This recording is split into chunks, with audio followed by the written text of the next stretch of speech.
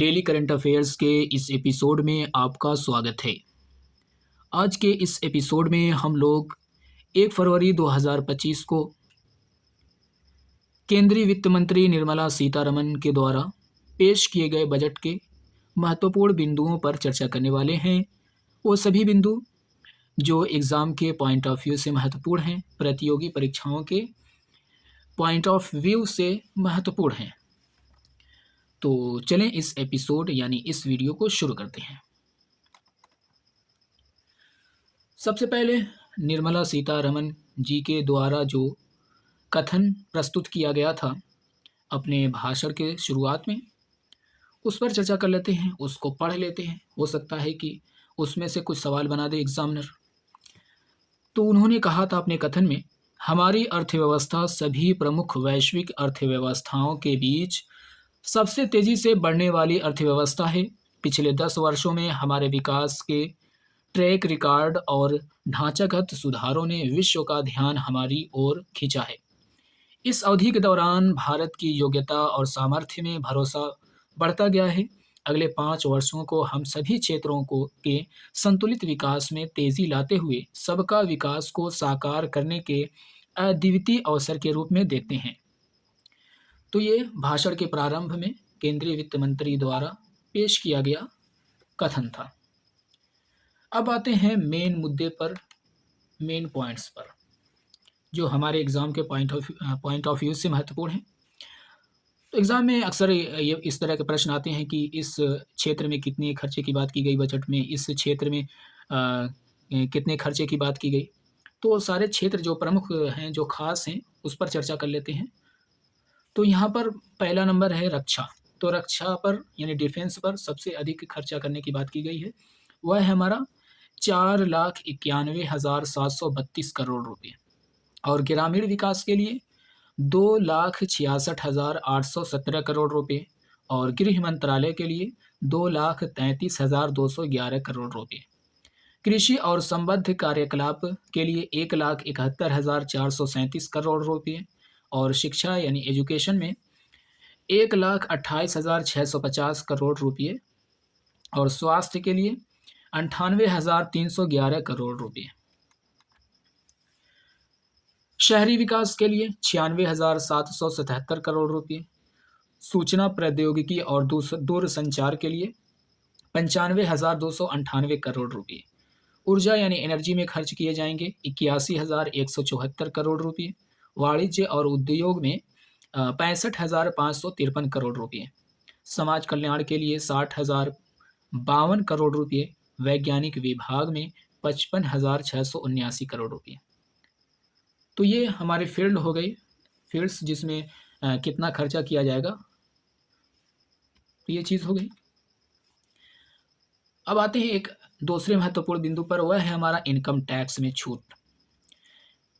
आजकल ये मीडिया में ये बात एकदम छाई हुई है, सभी मीडिया चैनल इसको बता रहे हैं। तो हम लोग भी देख लें कि 12 लाख तक सालाना आय पर टैक्स नहीं लगेगा। इसके पहले 7 लाख तक आय पर टैक्स नहीं लगता था। जो हम लोगों की सालाना इनकम होती है, सालाना आमदनी होती है, अगर 12 लाख रुपए है तो उस पर कोई भी टैक्स नहीं लगने वाला है। पहले यह सीमा कितनी थी? 7 लाख रुपए की। 7 लाख तक की आमदनी अगर थी तो उस पर कोई टैक्स नहीं लगता था। अब इसको बढ़ाकर 12 लाख कर दिया गया है। ठीक है।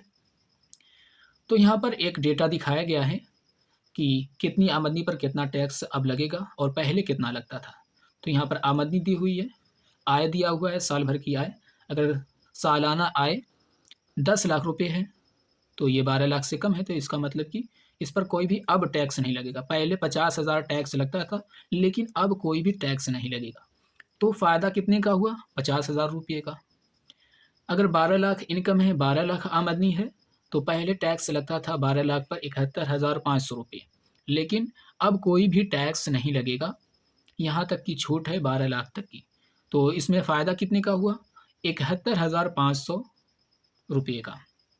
अब जो है 13 लाख रुपए है, तो पहले इस पर टैक्स लगता था 88,400 रुपये, लेकिन अब घटकर हो गया है टैक्स 66,300 रुपये। ठीक है। तो जिसकी आमदनी 13 लाख रुपये है तो उसको अब जो है टैक्स देना होगा 66,300 रुपये तो इस बजट के आने के बाद कितने का फ़ायदा हुआ? 22,100 रुपये का, क्योंकि पहले वाले में से अब वाले टैक्स को माइनस करेंगे तो 22,100 रुपये आएगा, तो 22,100 रुपये का फ़ायदा हुआ। अगर सालाना आमदनी 15 लाख रुपए है, तो पहले टैक्स लगता था 1,30,000 रुपये, लेकिन अब टैक्स लगने वाला है 97,500 रुपये। तो फ़ायदा कितने का हो रहा है? तो 32,500 रुपये का। अगर सालाना आमदनी 17 लाख रुपए है, तो पहले 17 लाख पर टैक्स लगता था 1,84,600 रुपये, लेकिन अब टैक्स लगने वाला है 1,30,000 रुपये। तो फ़ायदा हो रहा है यहाँ पे 54,600 रुपये का। अगर 22 लाख आमदनी है सालाना, तो टैक्स पहले लगता था 3,40,000 रुपये, लेकिन अब टैक्स लगेगा घटकर 240 हाँ, तो 2,40,000 रुपये। तो इसमें फ़ायदा कितने का हो रहा है? 1,01,00,000 रुपये का। अगर 25 लाख आमदनी है, 25 लाख इनकम है, तो पहले टैक्स लगता था 4,34,200 रुपये, तो अब ये घटकर 3,19,800 रुपये हो गया है। तो इसमें फ़ायदा कितने का हो रहा है? 1,14,400 रुपये का। तो ये कुछ काम की बातें हो गई। अब आते हैं उन सभी महत्वपूर्ण बिंदुओं पर जो हमारे एग्ज़ाम के पॉइंट ऑफ व्यू से महत्वपूर्ण होते हैं। तो इसमें पहला नंबर है हमारा सर्वाधिक, यानी 8 बार बजट पेश करने वाली बनी वित्त मंत्री निर्मला सीतारमन जी।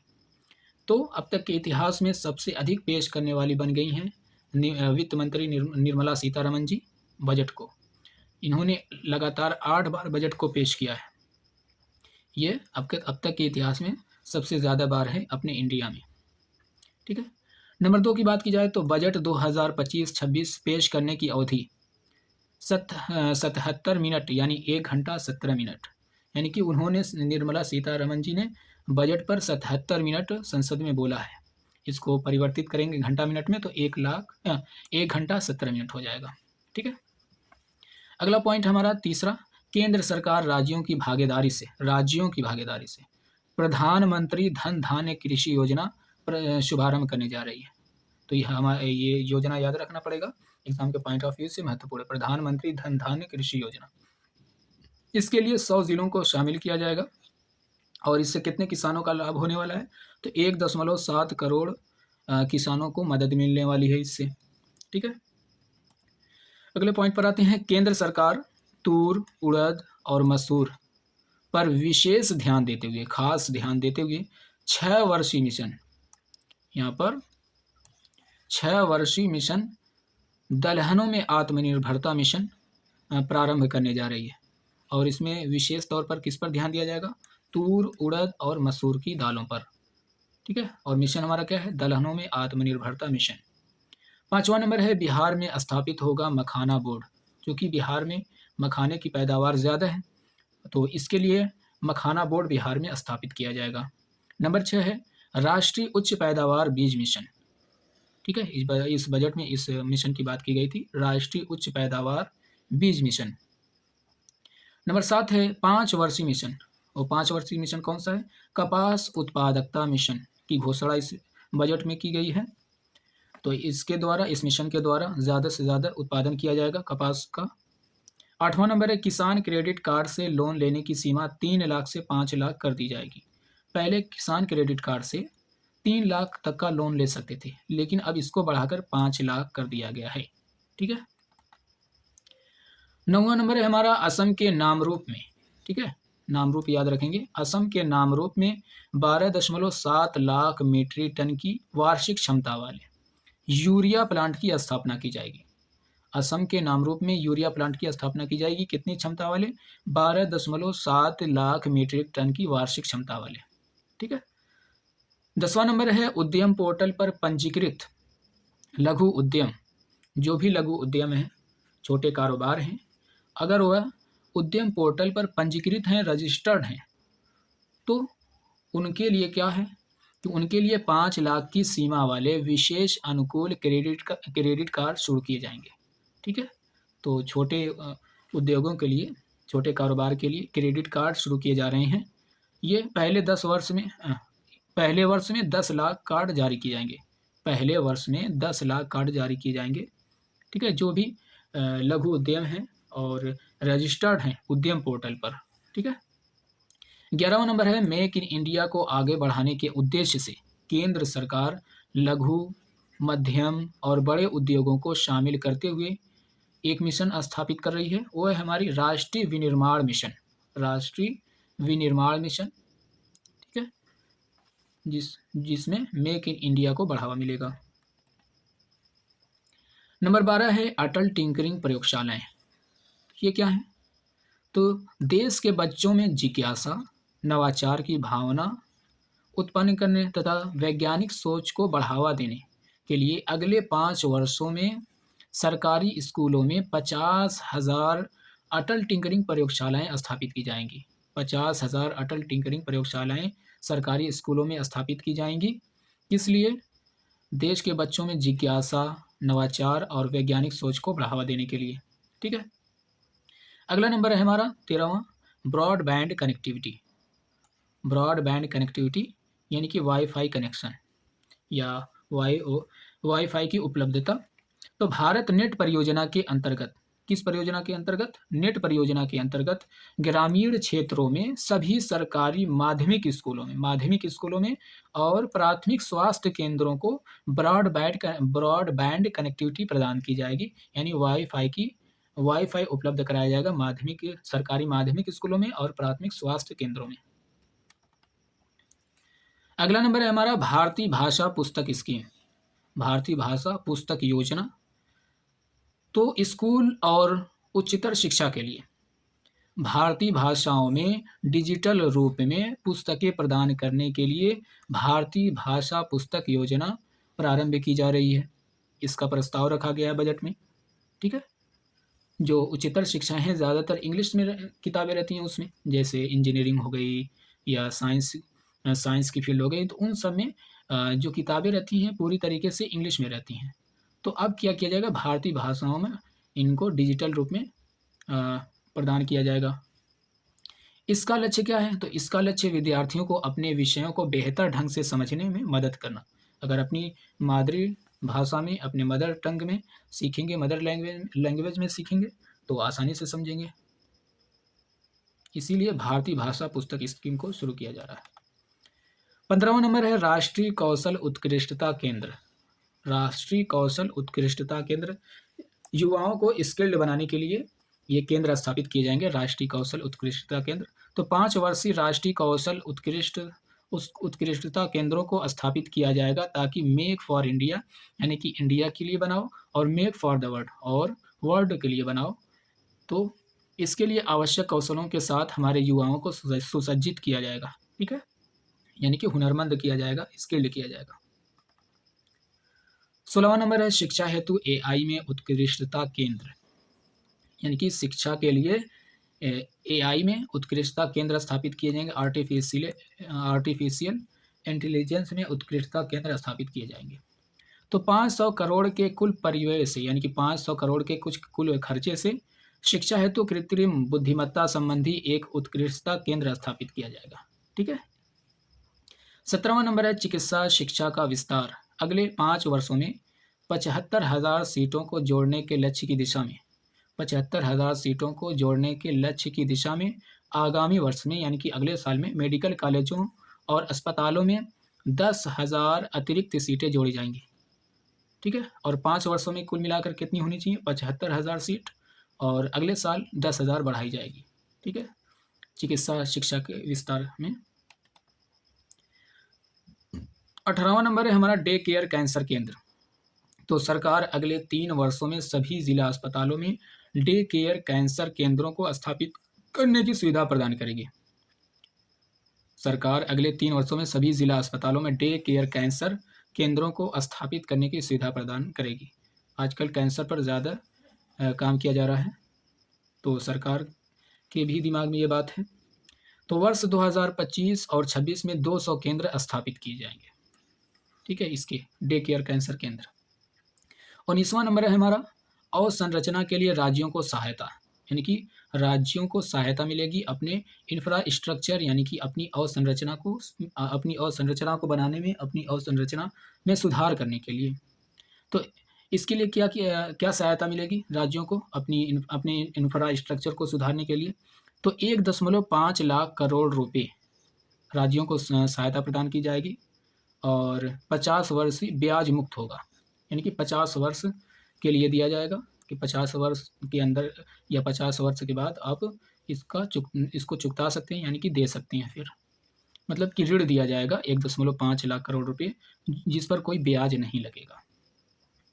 20वां नंबर है जल जीवन मिशन।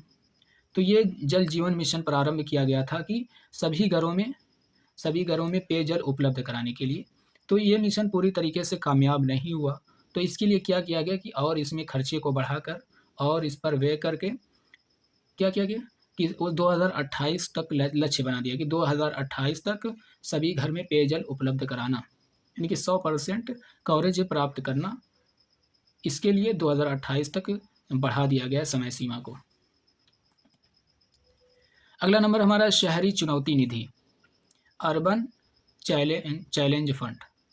तो विकास केंद्रों के रूप में शहरों का सृजनात्मक पुनर्विकास और जल एवं स्वच्छता का प्रस्ताव कार्यान्वित करने के लिए 1 लाख करोड़ रुपए, यानी कि शहरों के विकास के लिए, शहरों में जल की उपलब्धता, शहरों में स्वच्छता और उसके विकास के लिए 1 लाख करोड़ रुपए शहरी चुनौती निधि के तहत शहरों में आवंटित किए जाएंगे। ठीक है। अगला नंबर है हमारा सामुद्रिक विकास निधि। तो समुद्रों के विकास के लिए फंड बनाया जा रहा है। निधि का मतलब होता है फंड। तो सामुद्रिक विकास यानी समुद्रों के विकास के लिए फंड इकट्ठा किया जा रहा है। इसमें सरकार का कितना योगदान रहेगा? 49% का। और कितने का संग्रह किया जाएगा? तो 25,000 करोड़ रुपए का संग्रह किया जाएगा। अगला नंबर है उड़ान हेडिंग पड़ी हुई है। तो अगले 10 वर्षों में 120 नए गंतव्यों, यानी कि 120 नए स्थानों तक 4 करोड़ यात्रियों को ले जाने के लिए क्षेत्रीय कनेक्टिविटी स्थापित की जाएगी। ठीक है। अगला नंबर है परमाणु ऊर्जा मिशन। तो लघु मॉड्यूलर रिएक्टर, जिसको शॉर्ट फॉर्म में कहते हैं SMR। तो लघु मॉड्यूलर रिएक्टरों SMR के अनुसंधान और विकास के लिए 20,000 करोड़ रुपये के खर्चे, परिव्यय का मतलब होता है खर्चे के साथ एक परमाणु ऊर्जा मिशन स्थापित किया जाएगा। और इसमें लक्ष्य रखा गया कि वर्ष 2033 तक, एग्जाम के पॉइंट ऑफ व्यू से महत्वपूर्ण है, वर्ष 2033 तक स्वदेशी रूप से विकसित कम से कम 5 SMR क्रियाशील हो जाएंगे। 5 लघु मॉड्यूलर रिएक्टर स्थापित किए जाएंगे 2033 तक। अगला नंबर है हमारा बिहार में ग्रीनफील्ड एयरपोर्टों की सुविधा प्रदान की जाएगी। तो इस बजट में बिहार को विशेष सहायता प्रदान की जा रही है। तो बिहार में ग्रीनफील्ड एयरपोर्ट की स्थापना की जाएगी। और 26 नंबर है, ये बिहार ही के लिए है। मिथिलांचल में पश्चिमी कोसी नहर परियोजना बनाई जा रही है। पश्चिमी कोसी नहर परियोजना। तो पश्चिमी कोसी नहर ERM परियोजना के लिए वित्तीय सहायता प्रदान की जाएगी, जिससे बिहार के मिथिलांचल क्षेत्र में 50,000 हेक्टेयर से अधिक भूमि पर बड़ी संख्या में खेती करने वाले किसानों को लाभ होगा। ठीक है। अगला नंबर है हमारा PM अनुसंधान अध्येता वृत्ति, जिसे इंग्लिश में कहेंगे PM रिसर्च फेलोशिप। तो यहाँ ये क्या है? एक स्कॉलरशिप है। किस लिए? जो IIT और IISc में अपनी पढ़ाई कर रहे हैं और अगर रिसर्च करना चाहते हैं तो उन्हें 10,000 की अध्येता वृत्ति यानी कि फेलोशिप प्रदान की जाएगी। वजीफा मिलेगा 10,000 रुपये का रिसर्च करने के लिए। ठीक है। 28 नंबर है ज्ञान भारतम मिशन। तो ये ज्ञान भारतम मिशन किस लिए बनाया गया है? 1 करोड़ से अधिक पांडुलिपियों को शामिल करने के लिए हमारी पांडुलिपि धरोहर का प्रलेखीकरण और संरक्षण। ठीक है। ज्ञान के आदान प्रदान के लिए भारतीय ज्ञान प्रणाली का राष्ट्रीय डिजिटल संग्रह स्थापित किया जाएगा। ठीक है। अंतिम हमारा है निर्यात संवर्धन मिशन। निर्यात संवर्धन मिशन बनाया जा रहा है। किस लिए? निर्यात को आसान करने के लिए, एक्सपोर्ट को आसान बनाने के लिए, ताकि कारोबारी लोग अपने सामानों को एक जगह से दूसरी जगह आसानी से निर्यात कर लें। तो इसके लिए निर्यात संवर्धन मिशन वाणिज्य मंत्रालय, MSME मंत्रालय और वित्त मंत्रालय द्वारा संयुक्त रूप से चलाया जाएगा। और इसके लिए भारत ट्रेड नेट पोर्टल बनाया जाएगा। ठीक है। ये हमारा आखिरी पॉइंट था। तो ये सारे महत्वपूर्ण बिंदु हैं जिन्हें याद करना ज़रूरी है अगर प्रतियोगी परीक्षा की तैयारी कर रहे हैं। कोई भी प्रतियोगी परीक्षा है नौकरी वाली है या कोई भी। तो आज के इस वीडियो में बस इतना ही। मिलते हैं अगले वीडियो में। Thank you.